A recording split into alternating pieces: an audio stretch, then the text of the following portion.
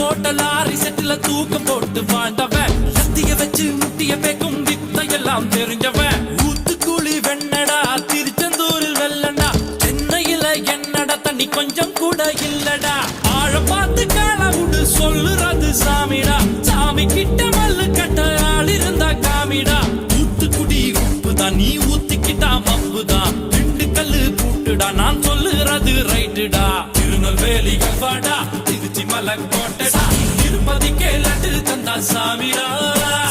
இருட்டு கட்ட அல்வாடா இட்லி கட்ட ஆயாடா உருட்டு கட்ட சத்தம் கேட்டா சாமிடா